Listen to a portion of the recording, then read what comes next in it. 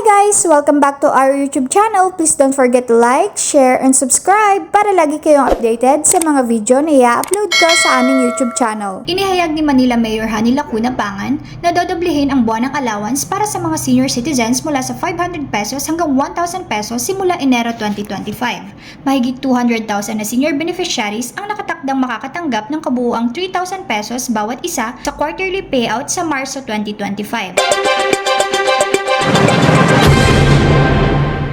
Ayon sa kanya, tayo po ay gawa at aksyon. Yung iba, pangako at laway lang. Iniisip pa lang nila, tayo po, heto na ang resulta kasi tinataas na natin ang senior citizens allowance. Ginawa rin po nating sistematiko at mas maayos ang proseso sa distribution ng senior allowance. Malaki na ang mga improvement mula noong tayo ay naging punong lungsod. Ngayon, madalas na po ang updating at masinop ang requirements para masiguradong totoong beneficiaries ang makakatanggap ng allowance. Upang matiyak na hindi nasasayang ang pondo ng bayan, regular naming nililinis ang listahan upang alisin ang mga pumanaw na lumipat na sa probinsya o ibang bansa o may mga peking dokumento. Sinabi ng alkalde na pinagbuti at pinalakas ng kanyang administrasyon ang mga social amelioration program nito upang matiyak na ang lahat ng mga pampublikong pondo ay ginagastos ng maayos at matalino at ang mga butas ay saksakan upang maiwasan ang graft at fraud. Ang pagtaas ng allowance para sa senior citizens ay pinondohan sa pamamagitan ng City Ordinance 9075 na sumasaklaw sa budget ng Maynila para sa piskal na taon ng 2025.